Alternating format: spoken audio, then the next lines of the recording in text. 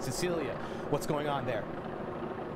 Yeah, Dan, a ton of smoke around me here on Fox Street. Firefighters working tirelessly for the last 2 hours to rescue a construction worker who has been trapped in this giant trench. Stay inside unless you absolutely need to come out. Well, the snow does not seem to stop Bronxites from getting where they need to go. What we know so far is that an 11-month-old baby was in a car here on Valentine Avenue and East 198th Street when she was shot in the face. Take a look at what's around me here.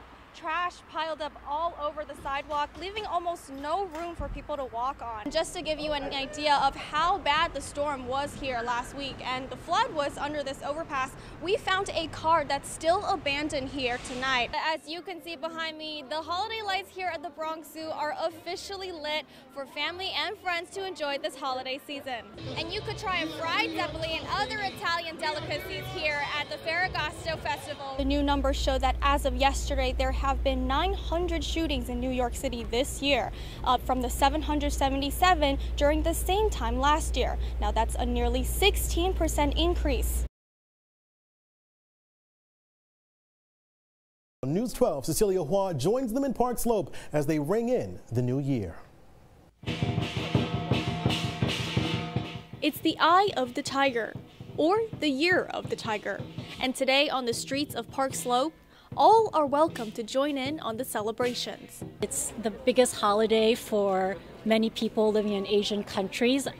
I would think of it as like Thanksgiving and Christmas holiday combined into this one big 2-week celebration. In collaboration with the Brooklyn Conservatory of Music, organizers were able to share the spirit of Lunar New Year's with the community. It's really an opportunity for people, maybe they haven't celebrated Lunar New Year before, or maybe people like me who have family in Asia, we haven't seen them for many years. It really helps bring the community together, and we decorate the place. People are very happy and joyful. We give out red envelopes to all the kids. Families can enjoy a day filled with traditional and contemporary music, the crowd favorite lion dance, and other traditional Chinese games and crafts, such as writing calligraphy on lunch bags for meals that will be delivered to Asian elderlies who are struggling during the pandemic. And for one family who just moved back to New York from Hong Kong, it's like a little piece of home. It's like as close as we could get to having everybody together to celebrate. And so, especially in a place where we don't know anybody, you know, we haven't been here in 7 years. It's nice to be back and celebrate with other people and join in the festivities.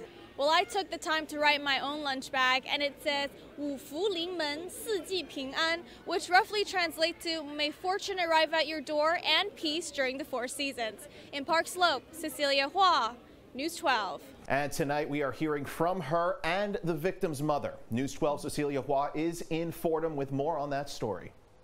Did the family say anything to you? No, they hurt me.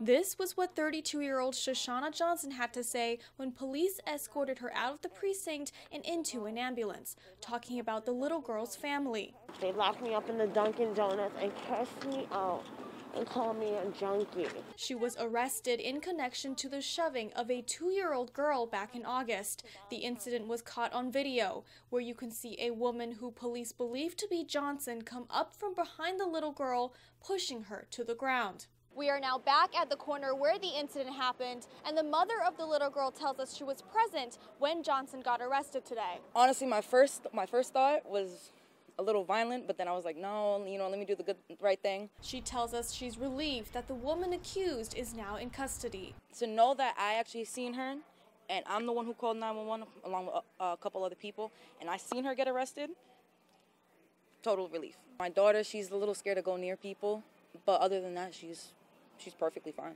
Police tells us Johnson is homeless and that she's being charged with assault, reckless endangerment, and acting in a manner injurious to a child. In Fordham, Cecilia Hua, News 12. Speaking with a mother who fears she and her daughter might end up on the streets. I'm worried. I'm scared. I don't know what to think. There's a lot. I've been stressing. Barbara Monghae is a single mother to her 1-year-old daughter. And since the basement of their home got flooded during Ida last month, they've had to live in a shelter. I just want home. for my daughter. I want to see her crawling and walking and all her milestones in a home, not outside in the streets. Her home is currently being repaired by Progressive Management, but she could only stay in the shelter until the end of the month. She's tried asking the management company to transfer her to another unit, but they tell her they have too many families to deal with.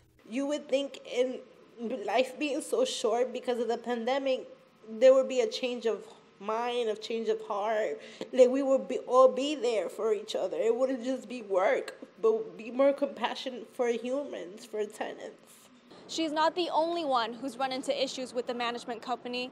We spoke with a resident who lives a few doors down who says she's also been dealing with remnants from the storm.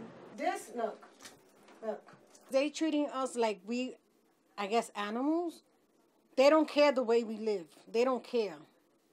And just because we live in a subsidized building doesn't mean we have to get mistreated.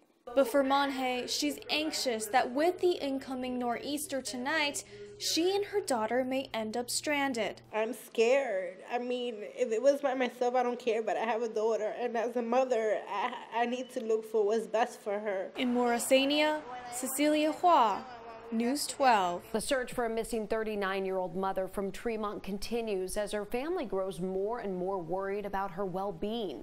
Our Cecilia Hua joins them in our continued coverage of this story you'll see only on 12. And this stuff is just tearing me up inside. Tanea Wesley says it's out of character for her mom to just disappear.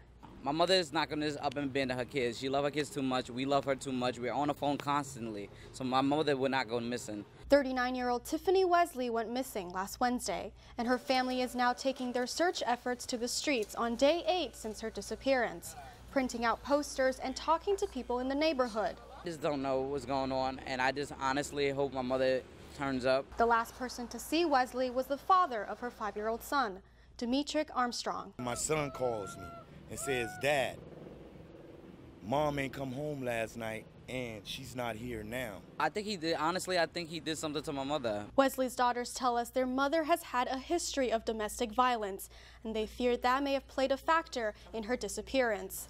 They tell us the only clue they have so far is a swipe on her EBT card in Virginia. Police tell us the investigation is still ongoing, and Wesley's family is pleading the public for help as they continue their search for their mother.